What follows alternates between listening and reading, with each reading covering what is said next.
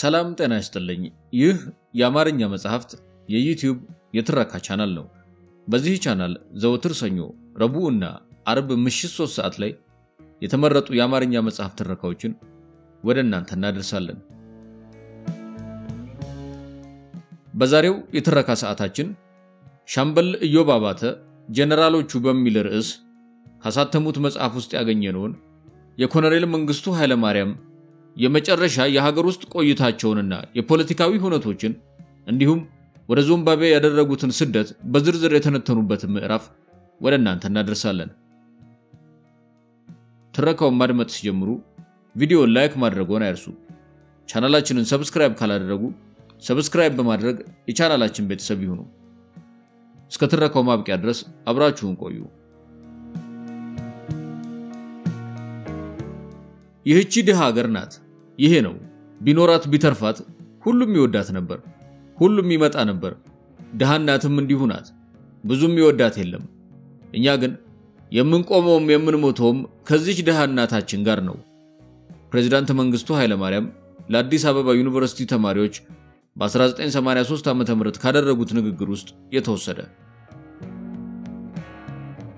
ህዳር 10 ቀን 1987 ዓመተ ምህረት አእምሮ በተባለ አንድ ተወዳጅ የነበረ የግል ጋዜጣ ሁለተኛ ዓመት ቁጥር 65 ገጽ 6 ላይ የፕሬዝዳንት መንግስቱን የመጨረሻ የስልጣን ቀናትና የስደት ጉዞን በተመለከተ አንድ ጽሑፍ አቅርቤ ነበር መንግስቱ ዛሬ የሚገኝበትን ሁኔታ ከመግለጼ በፊት ከላይ የጠቀስኩትን ጽሑፍ መሰረት በማድረግ ራሳቸውና መንግስታቸው ቁልቁል የወረዱበትን ጉዞና ሂደት እንዲሁም የፕሬዝዳንቱ የታቀደ የስደት ዝግጅትና መንገድ ምን ይመስል እንደነበር ባጭሩ ለማስቃኘት ሞክራለሁ ፕሬዝዳንት መንግስቱ ኃይለ ማርያም በስልጣን ዘመናቸው ከመንበራቸው ሊያፈናቅሏቸው የተነሱባቸውን ኃይሎች ሁሉ ተቋቁመውና አፈር አልብሰው ብዙ ያሳለፉ ቢሆንም ጦር መርተውና መሳሪያ ሰብቀው ከጫካ ተነስተው በግንቦት ወር 1983 ዓመተ ምህረት አዲስ አበባና አስመራ ለመግባት ጥቂት መንገድ የቀራቸው ተቃዋሚዎቻቸውን የጦር ሜዳ ግፊትና ተጽዕኖ ፈጽሞ ሊቋቋሙት አልቻሉም በመፈንቅለ መንግስቱ ሳቢያ በሞቱትና በታሰሩት ጀነራሎች ምትክ አዲስ የሾሟቸው አዛዦችም ውጊያውንና ጦሩን መምራትና መቆጣጠር ከበዳቸው ለመሆኑ የዚያን ጊዜ መንግስቱ አዳርና ውሏቸው ምን ይመስል ነበር አዲስ አበባ መስከረም 1983 ዓመተ ምህረት በሶቪየት ህብረት ሶሻሊስት ሪፐብሊክስ የኢትዮጵያ መንግስት አምባሳደር የነበሩት የኮሎኔል መንግስቱ ኃይለ ማርያም አባት የ50 አለቃ ኃይለ ማርያም ወልዴ ታናሽ ወንድም አቶ አስራት ወልዴ በአገሪቱ ፕሬዝዳንት ቀጥተኛ ትዕዛዝ ከሞስኮ ወደ ሐራሬ በመዘዋወር በዚምባብዌ የኢትዮጵያ አምባሳደር በመሆን ተሾሙ አምባሳደር አስራት ወደ ሐራሬ ተዘዋውረው በሄዱበት ወቅት የኮሎኔል መንግስቱ ኃይለ ማርያምን 3 ልጆች ከአዲስ አበባ በመያዝ የአምባሳደሩ ዘመድ በመሆናቸው ለሁሉም የዲፕሎማቲክ ፓስፖርት ተሰጥቷቸው ዚምባብዌ በሚገኘው የኢትዮጵያ ኤምባሲ መኖሪያ ቤት ከርሳቸው ጋር እየኖሩ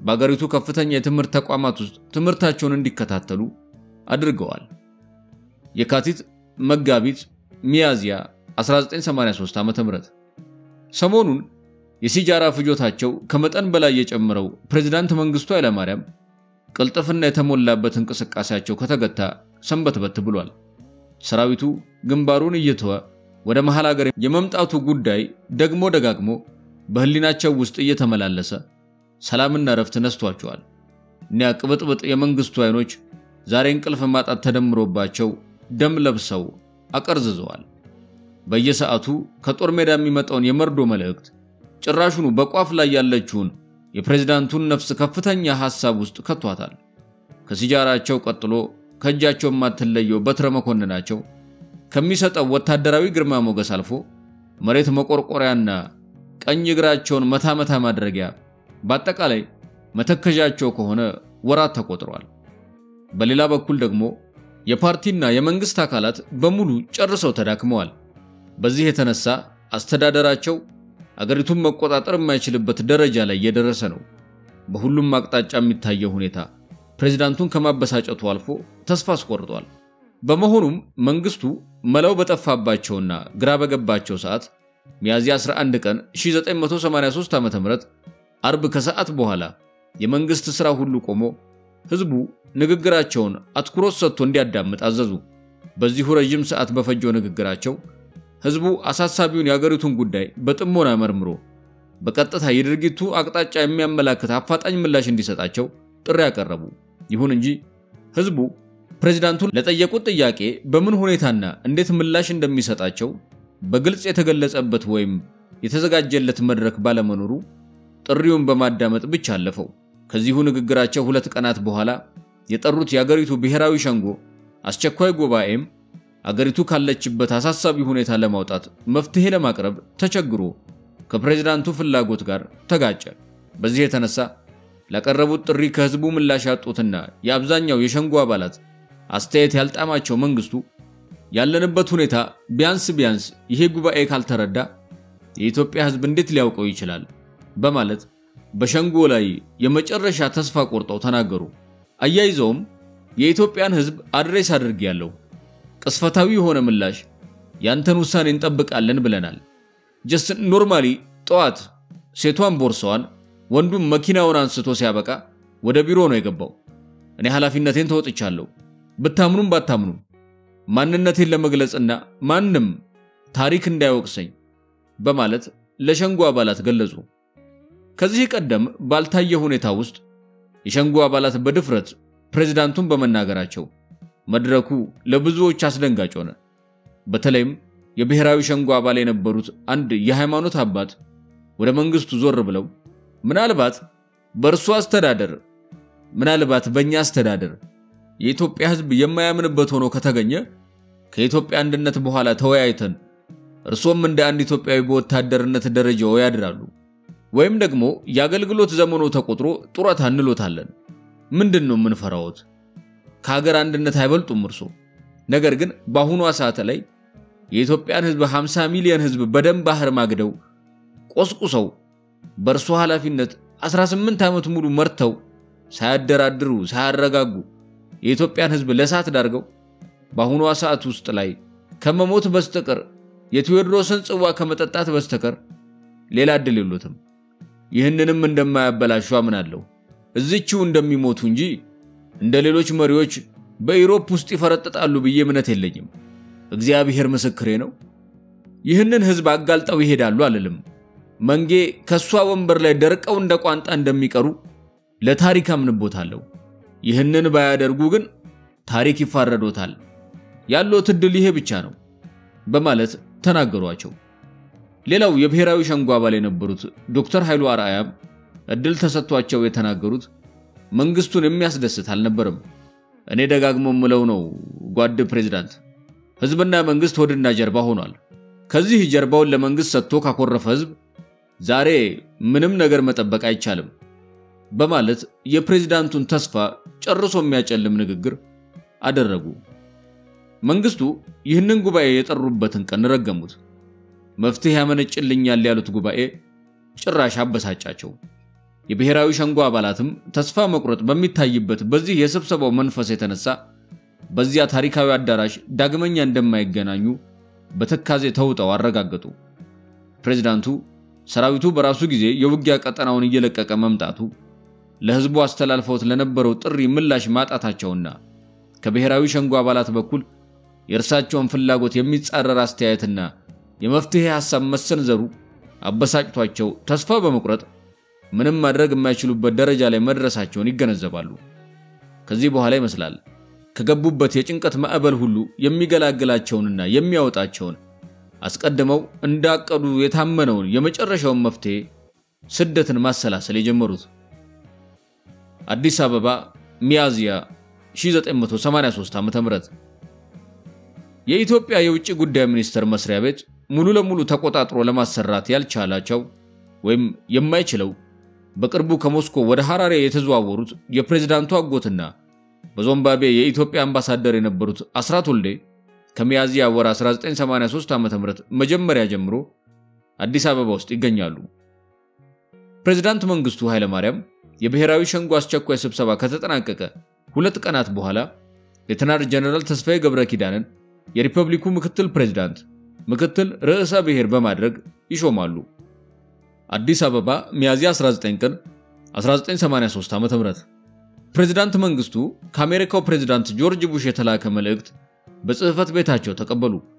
መልእክቱን ለፕሬዝዳንቱ ያቀረቡት የይሁዲ ዝርያ ያላቸው የአሜሪካ ምክር ቤት የቀድሞ አባልና የፕሬዝዳንቱ ልዩ መልእክተኛ ሚስተር ሩድ ቦሽዊትዝ ሲሆኑ በስነ ስርዓቱም ላይ በአሜሪካ ውጭ ጉዳይ ሚኒስትር የአፍሪካ ጉዳይ ምክትል ረዳት ሚኒስትር አይቪን ሄክስ የአሜሪካ ብሔራዊ ጸጥታ ምክር ቤት ዳይሬክተር ሚስተር ሮበርት ፍሬዘር እና ሚስተር ሮበርት ሁዴክ በኢትዮጵያ የአሜሪካ ኤምባሲ ጉዳይ ፈጻሚ ተገኝተዋል። አዲስ አበባ ግንቦት 1 ቀን 1983 ዓ.ም ፕሬዝዳንት መንግስቱ ኃይለማርያም በጠቅላይ ሚኒስትር ተስፋዬ ዲንቃ የሚመራው አዲስ የሚኒስትሮች ምክር ቤት አባላትን ሹመት አጸደቁ። አዲስ መስተዳደር አቋቋሙ። አዲስ አበባ ግንቦት 11 ቀን 1983 ዓ.ም ፕሬዝዳንት መንግስቱ ኃይለማርያም ከዚምባብዌው ፕሬዝዳንት ሮበርት ጋብርኤል ሙጋቤ የተላከ መልእክት በጽህፈት ቤታቸው ተቀበሉ። መልእክቱን ለፕሬዝዳንቱ ያቀረቡት ሚስተር ኤነርሰን ማንጋጋዋ የዚምባብዌ የህግ የፍትህና የፓርላማ ጉዳዮች ሚኒስትር ሲሆኑ በስነ ስርዓቱም ላይ አምባሳደር ፍስሐ ይመር የውጭ ጉዳይ ምክትል ሚኒስትርና ሚስተር አሎዊዝ ቺዶድ በኢትዮጵያ የዚምባብዌ አምባሳደር ተገኝተዋል። አዲስ አበባ ግንቦት 13 ቀን 1983 ዓ.ም ፕሬዝዳንት መንግስቱ ኃይለማርያም በብላቴ ማሰልጠኛ ማዕከል በወታደራዊ ስልጠና ላይ ይገኙ የነበሩትን የከፍተኛ ትምህርት ተቋም ተማሪዎችን ለመጎብኘት ከጧቱ 2 ሰዓት ተኩል ሲሆን አንድም የመንግስት ባለስልጣን ሳያስከትሉ ጥቂት አጃቢዎቻቸውን ብቻ ይዘው በአንዲት አነስተኛ የኢትዮጵያ አየር መንገድ ቡፋሎ አውሮፕላን ከአዲስ አበባ ተሳፍረው ወደ ብላቴ በረሩ። አውሮፕላኑ ብላቴ ለመድረስ ጥቂት ደቂቃዎች ሲቀረው ፕሬዝዳንቱ አብራሪውን ካፒቴን መኮንን አደላን አስጠርተው የማልቀርበት ስብሰባ ስላለኝ ጉዞህን ወደ ናይሮቢ አድርግ በማለት ቀጭን ትዕዛዝ ይሰጧቸዋል።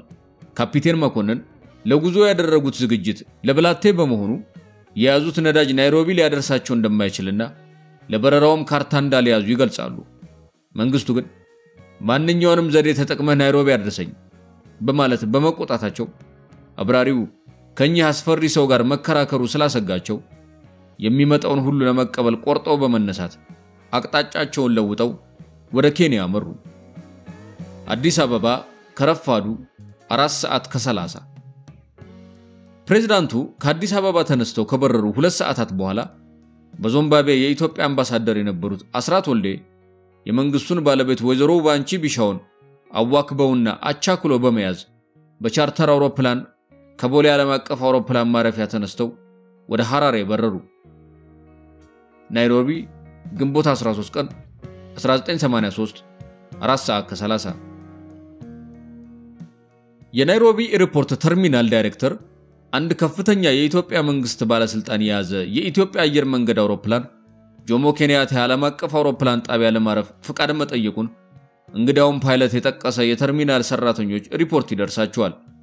የአውሮፕላን አብራሪው የካፒቴን መኮንን አደላ ስጋት በተአምር ተወግዶ መንግስቱን የያዘው አውሮፕላን ተፈቅዶለት ከረፋዱ 4 ሰዓት ተኩል ሲሆን ናይሮቢ ኬንያ በሰላም አረፈ።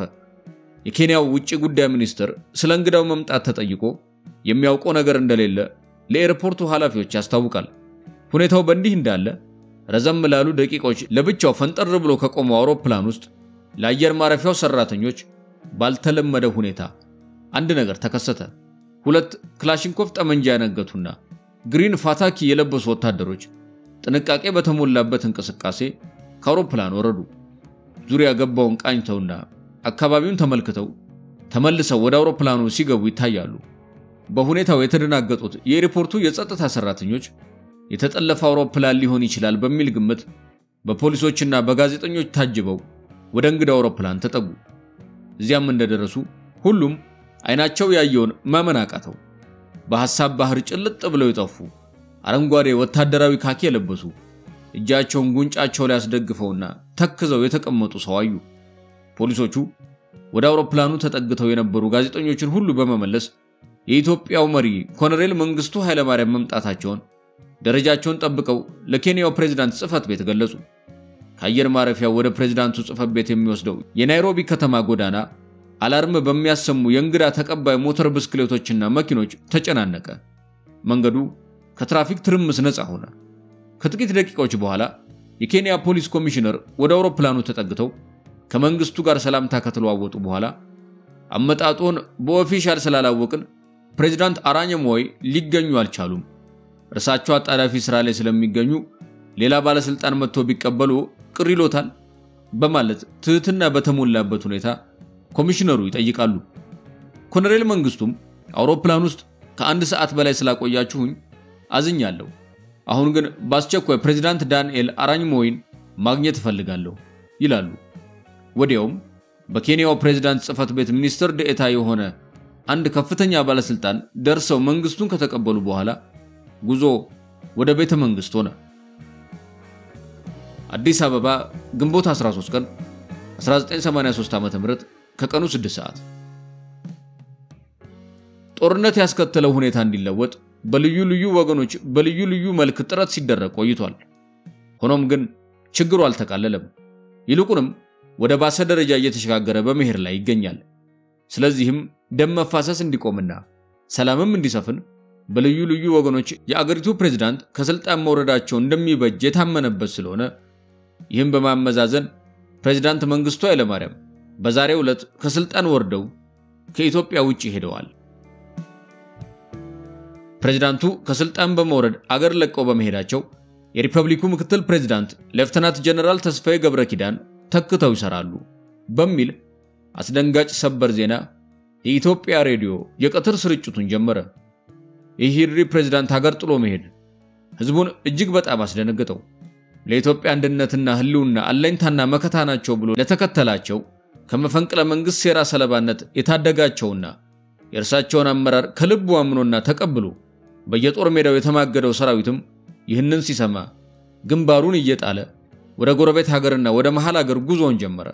መንግስቱ ባለተራ ሆነው ዘመናቸው እዚህ ላይ ተፈጸመ። አንድ ሰውና አንድ ጥይት እስከቀረ ድረስ ለአብዮታዊት ኢትዮጵያ ክብር እንዋደቃለን በሚለው ዝነኛ መፈክራቸው የሚታወቁት መንግስቱ በዚህ አስጊ ቀውጢ ወቅት አገር ጥለው ይሄዳሉ የሚል እምነት በጥቂቶች ካልሆነ በስተቀር በማንም ዘንድ ፈጽሞ ስላልነበረ ከሀገር የመውጣታቸው ዜና እንደተሰማ መላውን የኢትዮጵያን ህዝብ በእጅጉ አስገረመ፣ አሳዘነ፣ አስቆጨ። ናይሮቢ ምሳ ሰዓት ላይ በወዳጃቸው በፕሬዝዳንት መንግስቱ ኃይለማርያም ፊት ላይ የተመለከቱት የተረበሸ ሁኔታና የኢትዮጵያ መሪ ያልተለመደ ድንገተኛ አመጣጥ ግራ ያጋባቸው የኬንያው ፕሬዝዳንት ኤርፖርት ተገኝቼ ስላልተቀበልኩ ይቅርታ ጠይቃለሁ በማለት ንግግራቸውን ጀመሩ። ውይይታቸው ቀጠለ። ሁለቱ መሪዎች አብረው ምሳ ሊበሉ ሲዘጋጁ ለአራኝሞይ አንድ የቴሌግራም መልእክት የያዘ ወረቀት ከፕሮቶኮል ሹማቸው ቀረበላቸው። ፕሬዝዳንቱ ወረቀቱን እንዳዩ በድንጋጤ ግንባራቸውን ቋጠር ፈታ አድርገው አንብበው ሲጨርሱ ትንሽ እንደመተከዝ ብለው ለደቂቃ ያህል ከቆዩ በኋላ ወደ ምሳ እንሂድ ብለው መንግስቱን በመጋበዝ ወደ ምግብ ቤት ይሄዳሉ። ከምሳ በኋላ ቡና እየተጠጣ ሳለ ፕሬዝዳንት አራኝሞይ ያስደነገጣቸውንና የመንግስቱን ከስልጣን መውረድ የሚገልጸውን ቴሌግራም ለባለጉዳዩ አቀበሏቸው። መንግስቱ በተከታታይ ናይሮቢ የሚገኙ የአምባሳደራቸው ረዳቶችና አዲስ አበባ ሌተናንት ጀነራል ተስፋዬ ገብረኪዳን ዘንድ ስልክ ደወሉ። በወቅቱ በኬንያ የኢትዮጵያ አምባሳደር ኡጋንዳ ይገኙ ነበር። ቢቢሲ ከናይሮቢ ዘጋቢው የፕሬዝዳንት መንግስቱን ከስልጣን መውረድ አስመልክቶ neglected and rejected ሲል ዘገበ። ናይሮቢ ከቀኑ 10 ሰዓት ብዙም የውጭ ሀገር ዜጎች እንብዛም የማይስተናገዱባት በመካከለኛ ደረጃ ላይ የሚገኘው የናይሮቢ ኢንተርኮንቲኔንታል ሆቴል በፖሊሶች ተከቧል። በሆቴሉ አካባቢና በውስጡ የሚታየው በዚህ እንግዳ ሁኔታ የሆቴሉ ሰራተኞችና ተጠቃሚዎች በሙሉ ተደናግጠዋል። ፖሊሶችና የጸጥታ ሰራተኞች ፈንጠር ብለው በመቆም በአጭር ርቀት ራዲዮ እየተነጋገሩና ሰዓታቸውን እየተመለከቱ አንዳች ነገር ይጠባበቃሉ። ናይሮቢ ከቀኑ 11 ሰዓት ኮሎኔል መንግስቱ ከፕሬዝዳንት ዳንኤል ጋር ከመሰነባበታቸው በፊት ወደ ዚምባብዌ እንደሚበሩ ለዚህም ጉዞ መጓጓዣ እንዲዘጋጅላቸውና ለፕሬዝዳንት ሮበርት ጋብርኤል ሙጋቤ እንዲገለጽ አድርገው በጥብቅ ወደሚጠበቀው ኢንተርኮንቲኔንታል ሆቴል አመሩ።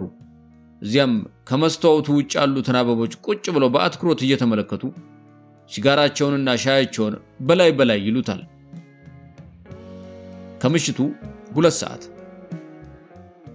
በኢንተርኮንቲኔንታል ሆቴል ከ3 ሰዓታት በላይ የመሸጉት መንግስቱ በተዘጋጀላቸው ተሽከርካሪ በኬንያ የፖሊስና የጸጥታ ሰራተኞች ታጅበው ወደ ጆሞ ኬንያታ ኤርፖርት አመሩ።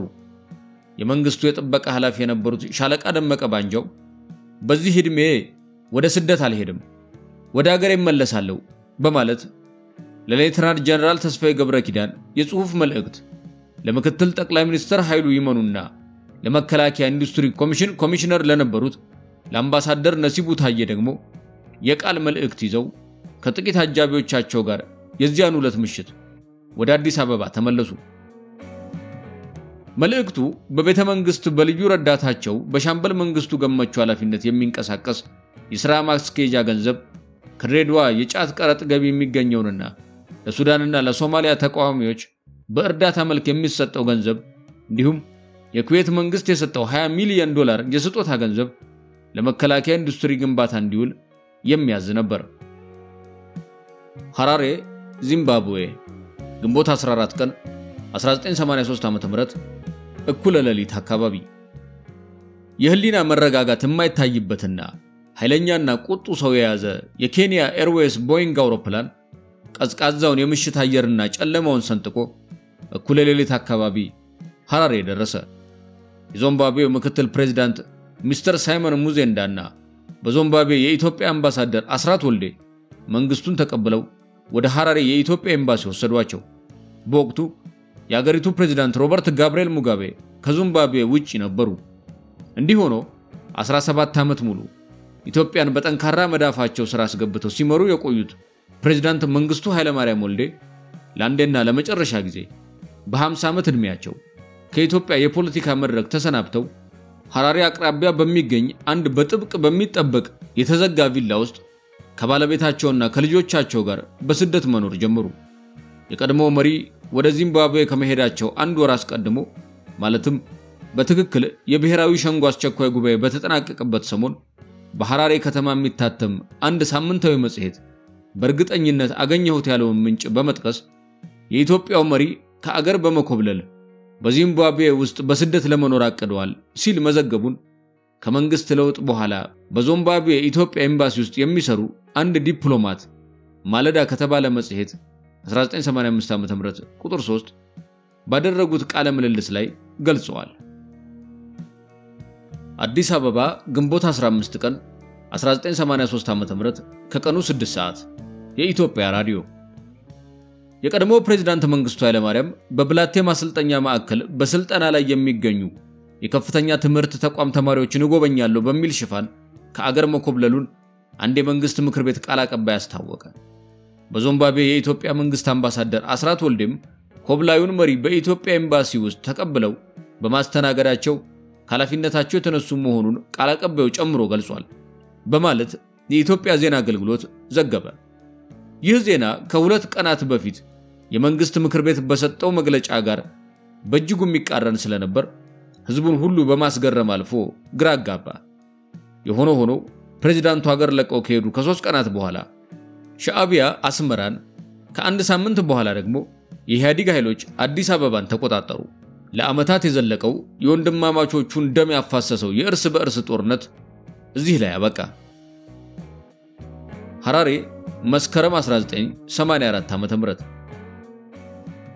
ከመንበረ ስልጣናቸው የተወገዱት መንግስቱና ከኃላፊነታቸው ተነስተው የዲፕሎማቲክ መብታቸውን የተገፈፉት አምባሳደር አስራት ወልዴ ከጊዜ በኋላ ምንጩና በግልጽ ባልታወቀና ባልተገለጸ ምክንያት በመካከላቸው አለመግባባት ተፈጥሮ ሁለቱ ዘመዳሞች በስደት ዓለም ይያሉ በሰው ሀገር በጸብ ተለያይተው ከቆዩ ጥቂት ዓመታት በኋላ እንደገና ታርቀዋል። ቀደም ሲል የታላቅ ወንድማቸው ልጅ የስደት ኑሮ ያመቻቹት አምባሳደር አስራት ከኃላፊነታቸው እንደተነሱ ሐራሬ በሚገኘው የተባበሩት መንግስታት የስደተኞች ጽሕፈት ቤት በስደተኝነት ተመዝግበው ኑሯቸውን እዚያው ዚምባብዌ ውስጥ አድርገዋል።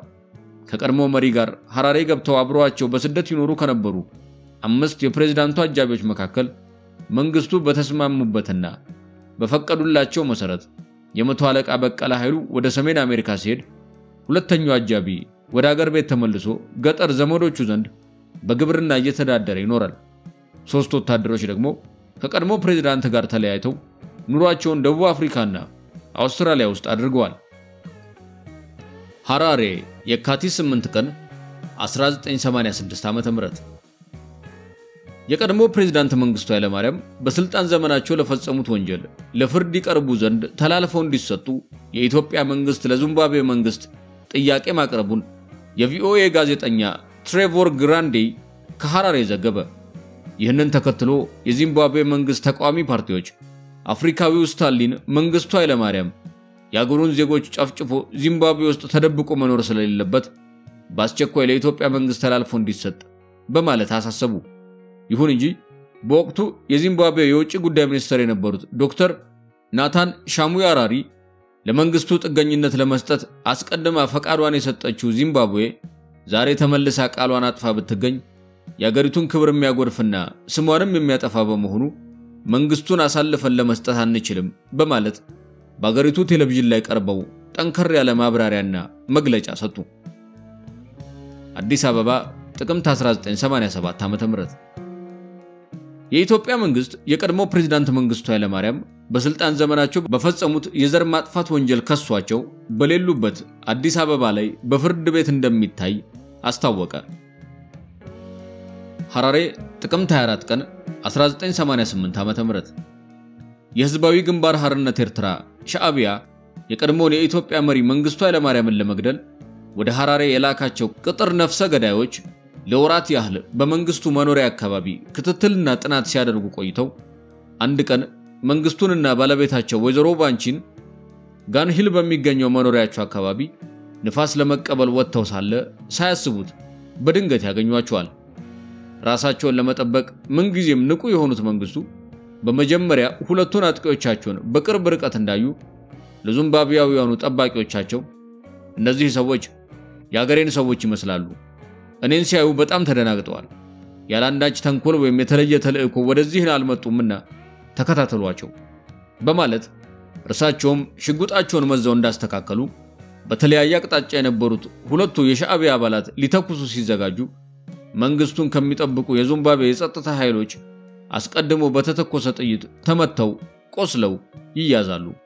በዚህም መንግስቱ በሻዕቢያ ተደግሶላቸው ከነበረው ያልተጠበቀ ድንገተኛ አደጋ ለጥቂት ለማምለጥ ችለዋል።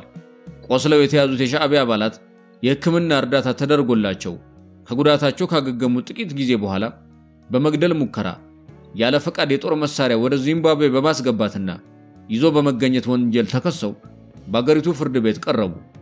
ተከሳሾቹን ከቅጣት ለማዳን በወቅቱ በደቡብ አፍሪካ የኤርትራ አምባሳደር የነበሩት አቶ ጸጋዬ ተስፋጽዮን ወደ ሐራሬ የተመላለሱ ቢሆንም ጥረታቸው መክኖ ጉዳዩን የተመለከተው የዚምባብዌ ፍርድ ቤት በአንደኛ ተከሳሽ በአቶ ሰለሞን ኃይሌ ገብረ ሚካኤል ላይ የ15 ዓመት በሁለተኛው ተከሳሽና የአንደኛው ተከሳሽ ግብረ አበር በመሆን ተከሶ በቀረበው በአቶ አብርሃም ጎይቶም ዮሴፍ ላይ ደግሞ የ5 ዓመት ጽኑ እስራት ወስኖባቸው ወደ ወህኒ ቤት ልኳቸዋል። ታህሳስ 1992 ዓ.ም ኬፕ ታውን ደቡብ አፍሪካ የቀድሞ ፕሬዝዳንት መንግስቱ ባጋጠማቸው የአንጀት መታጠፍ ምክንያት ደቡብ አፍሪካ በሚገኝ አንድ ሆስፒታል ውስጥ የሕክምና እርዳታ ከተደረገላቸው በኋላ ወደ ሐራሬ ተመልሰዋል። በዚህ ጊዜ ነበር ለአመታት ሲብላላ የቆየውን የኮሎኔሉን አገር ጥሎ የመሄድ ምስጢር እንቆቅልሽ የፈታ መግለጫ ከወደ ፕሪቶሪያ አካባቢ የተሰማው። የሌተናል ኮሎኔል መንግስቱ ኃይለማርያም ትዝታዎች የሚለው የገነት አየለ መጽሐፍ በመጨረሻ ገጹ ላይ ስለ ሁኔታው እንዲህ በማለት አስፍሯል። ታህሳስ 1992 መንግስቱ ለሕክምና ደቡብ አፍሪካ ሄደው ወደ ሐራሬ ከተመለሱ በኋላ የዚምባብዌ ፕሬዝዳንት ሙጋቤ ዘስታር ለተባለው የደቡብ አፍሪካ ጋዜጣ በሰጡት ቃለ መጠይቅ በዚያ ጊዜ አሜሪካኖቹ የመንግስቱን ወደ ዚምባብዌ መምጣት ለማመቻቸት ከኛ ጋር እንዲደራደር የካናዳን መንግስት ጠይቀው ነበር። በዚህ መሰረት የአሜሪካ መንግስት በካናዳ መንግስት በኩል ያቀረበልን ጥያቄ ለመንግስቱ ኃይለማርያም የፖለቲካ ጥገኝነት እንድንሰጣቸውና አስፈላጊ ከሆነም በስደተኝነት በሚኖሩበት ጊዜ ሁሉ የሚያስፈልጋቸውን ወጪ የአሜሪካ መንግስት እንደሚሸፍን ነው የገለጹለት። እኛም ጥያቄውን ተቀብለናል። ወጪያቸውን በሚመለከት ግን የዚምባብዌ መንግስት ለሳቸውና ለቤተሰባቸው የሚያስፈልገውን ሁሉ ያደርጋል ብለዋል። ይህንን የሙጋቤን መግለጫ ስናጤ ነው ፕሬዝዳንት መንግስቱ በሚያዚያና በግንቦት ወር 1983 ዓ.ም አዲስ አበባ በሚገኘው ጽህፈት ቤታቸው በቅድሚያ ከአሜሪካ ቀጥሎም ከዚምባብዌ መንግስት የልዑካን ቡድን አባላት ጋር ያደረጉት ንግግር ይዘት መገናኛ ብዙሃን እንደዘገቡት ሁለቱ አገሮች ከኢትዮጵያ ጋር ባላቸው የቆዩ ታሪካዊ ግንኙነት ላይ ያተኮረ ብቻ ሳይሆን ከዚሁ የስደት መንገዳቸው ጋር የተያያዘም እንደነበር ሂደቱም የቀድሞ መሪ የአሜሪካኑን ልዑክ ካነጋገሩበት ቀን በኋላ የነበሩ 3 ሳምንታት አሜሪካ በካናዳ አደራዳሪነት የዚምባብዌ መንግስት ለፕሬዝዳንት መንግስቱ የፖለቲካ ጥገኝነት እንዲሰጣቸው ዲፕሎማሲያዊ ጥረት ያደረገችበት የዝግጅት ጊዜ ሲሆን ፕሬዝዳንቱ አገር ለቀው ከመሄዳቸው 2 ቀናት በፊት አዲስ አበባ የደረሱት የሙጋቤ መልእክተኛም አመጣጣቸው የተጠየቀው የፖለቲካ ጥገኝነት የተፈቀደ መሆኑን አዲስ አበባ ላይ በአካል ተገኝተው ለመንግስቱ ለማረጋገጥ እንደሆነ ይታመናል። ከዚህ በተጨማሪ ኮሎኔል መንግስቱ ምክትል ርዕሰ ብሔርና አዲስ ካቢኔ ማቋቋማቸው ስልጣናቸውን የማስረከብ ያህል የሚቆጠር የታቀደ የስደት ጉዞ ዝግጅት እንደነበር በግልጽ ያመለክታል። አሜሪካ የቀድሞ ፕሬዝዳንት በስደት ከሀገር እንዲወጡ የፈለገችበት ዋና ምክንያት ምናልባት መንግስቱ ተስፋ ቆርጠው ወደ አዲስ አበባ የገባውን ጦራቸውን ሰብስበው ከተማዋ ውስጥ ከኢህአዴግ ኃይሎች ጋር የሚያደርጉት ውጊያ በዋናው ከተማዋ ነዋሪ ህዝብ ላይ ከባድ እልቂት ሊያስከትል ይችላል በሚል እምነት እንደነበር በወቅቱ የውጭ ሀገር መገናኛ ብዙሃን ሲዘግቡ ተደምጧል። አዲስ አበባ ግንቦት 2000 ዓ.ም የቀድሞ መሪ በስደት ዚምባብዌ ከገቡ 17 ዓመት በኋላ በስልጣን ዘመናቸው ፈጽመውታል በተባለ የዘር ማጥፋት ወንጀል በተመሰረተባቸው ክስ ጉዳያቸው በሌሉበት ሲታይ ቆይቶ በግንቦት 2000 ዓ.ም የፌደራሉ ጠቅላይ ፍርድ ቤት ጥፋተኛ ሆነው ስላገኛቸው በሞት እንዲቀጡ ወስኖባቸዋል። ከ2 ዓመት በኋላም ቅጣቱ ወደ ዕድሜ ልክ እስራት ተለውጦላቸዋል። ይሁን እንጂ የቀድሞ ፕሬዝዳንት መንግስቱ ኃይለማርያም እስካሁን ድረስ እዚያው ዚምባብዌ ውስጥ ጋንሂል በተባለ የመኖሪያ መንደር ከባለቤታቸው ጋር በስደት ይኖራሉ።